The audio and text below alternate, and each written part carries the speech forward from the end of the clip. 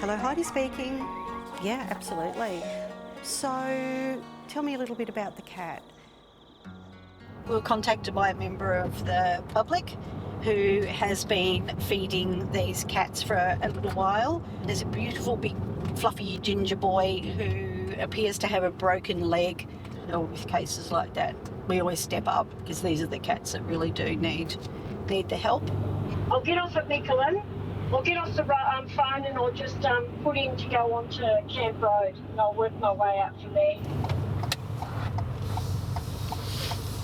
Yeah. Just hold on, let's move that for you. Oh no. I'll take the job. Yeah, where do you usually bend? Here, but or like around here. She won't go right up when I'm around.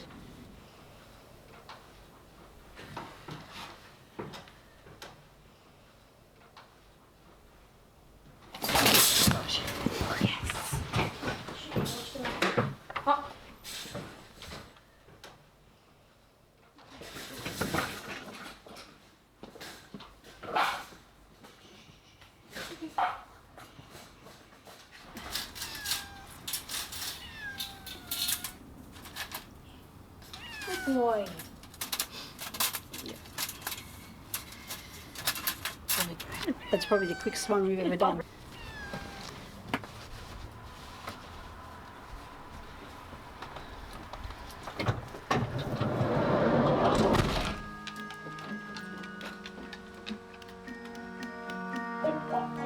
Okay.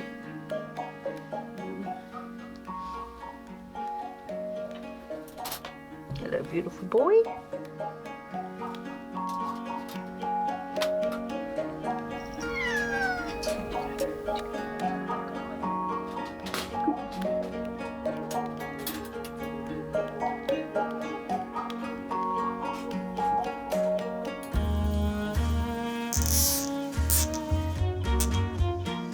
Cable ties. Our best friend. We will do absolutely anything to save a cat. You don't even think about it. It's all about saving that animal, and sometimes I'll like scale fences and stuff, and it's not until later that I think, Jesus, I don't even know how I did that.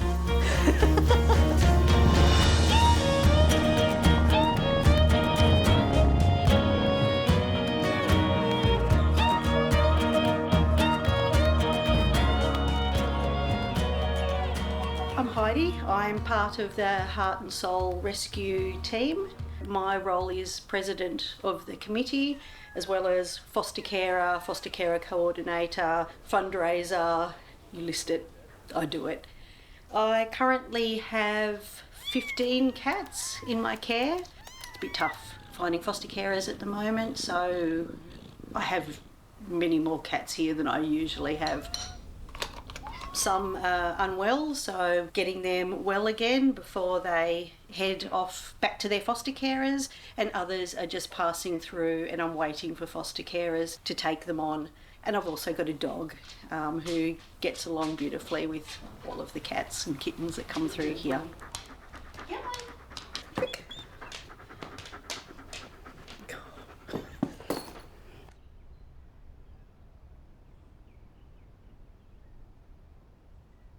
All of his claws are coming out the side here. So it's like all his toes have been broken.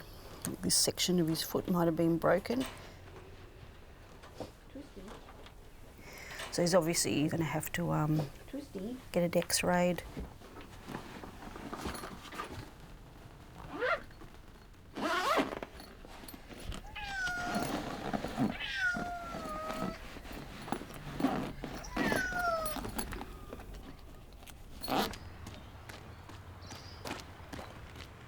When we rehome cats and kittens through Heart and Soul Rescue, we only rehome them as indoor cats so that it is protecting our wildlife and protecting the cats as well. Wildlife Victoria, Steph speaking. Can I please start with your name? Cats, of course, have a natural predatory instinct. They are hunters by nature. Wildlife that are most impacted by the presence of cats tend to be the smaller species. Across the last 10 years, we've seen nearly 30 species of native birds impacted and attacked by cats, and also a number of smaller mammals as well. So that includes sugar gliders, possums, and even microbats and flying foxes. Over the last 10 years, Wildlife Victoria has responded to around 10,000 native animals that have been attacked by a cat. Annually, therefore, that transposes to at least a few hundred a year. Franklin Arthur has seen the vet. It looks like there's only 3 toes there, all in random spots. He was so good. He was a very, very good boy.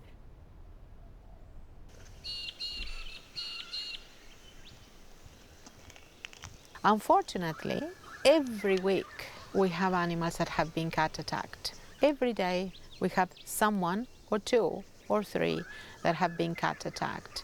Out of those animals, the percentage of them that survives is very, very low.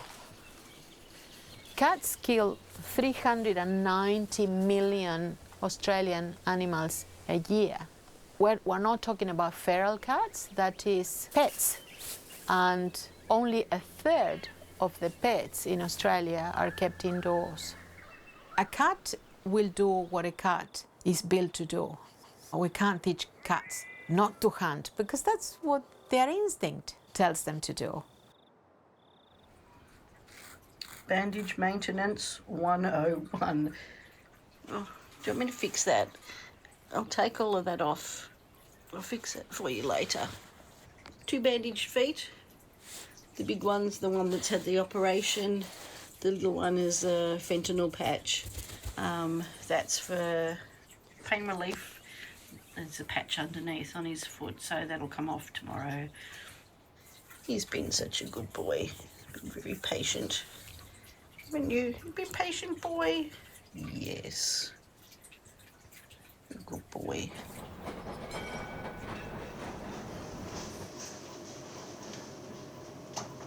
Australian wildlife isn't really evolved to have a lot of apex predators in the environment. So I feel uncomfortable with the number of animals that a cat can predate in a very short amount of time. I do think you can give cats a really good life indoors, but if it's obviously not working for that cat and that cat is frightened or unhappy, then we do need to look at that individual circumstance to see whether that's the right thing for that cat. It's actually not hard to replicate and bring in those activities that they would be doing outdoors, bring them inside so that they can get that necessary mental and physical activity. And that is why we believe that we can rehome these cats as just indoor cats because they do not need to go outside. Here he is. It appears that Franklin Arthur's going to have his leg amputated. We've tried every other option and nothing is going to give him a pain-free life. Regardless of that, he's going to be a most beautiful addition to someone's family.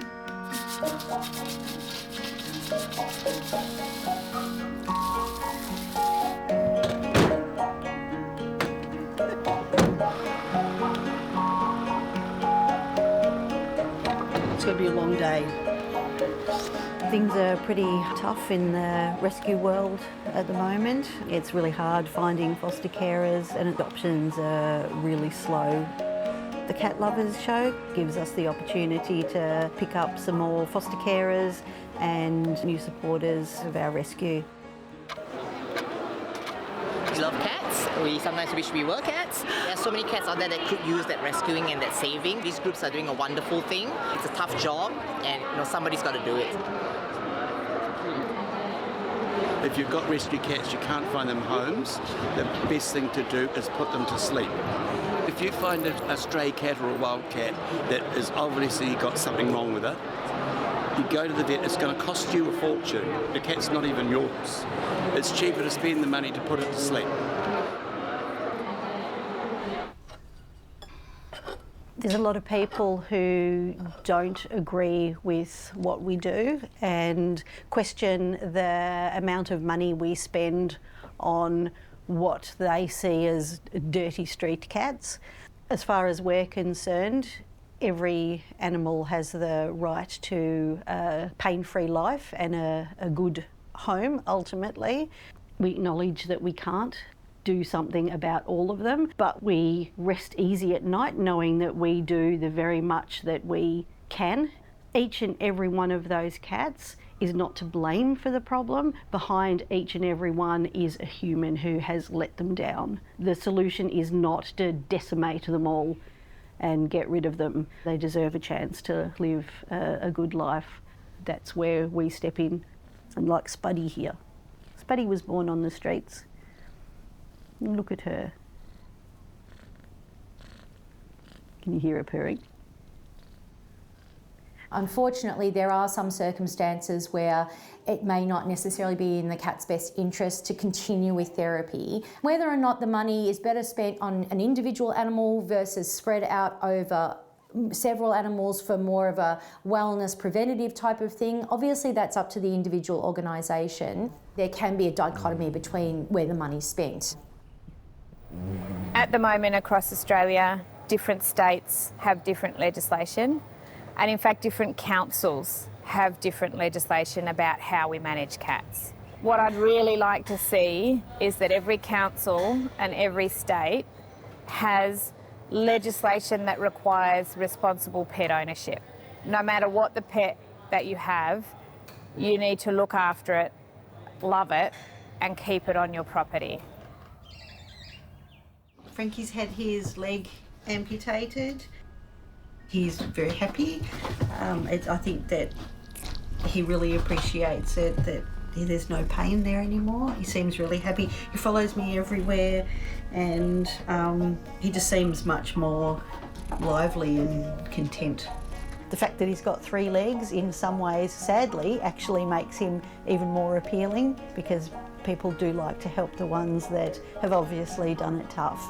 And he's got a beautiful, sweet personality, so someone is going to absolutely love him. There's definitely a home out there for every cat. Sometimes it just takes a little bit longer to find it.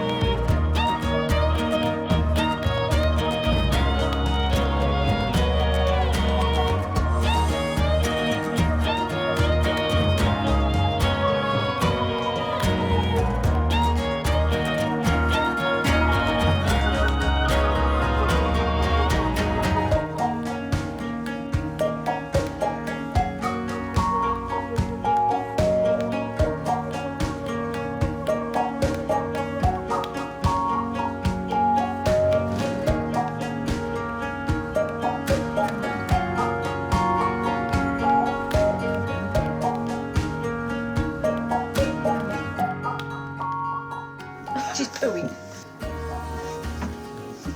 This is my life.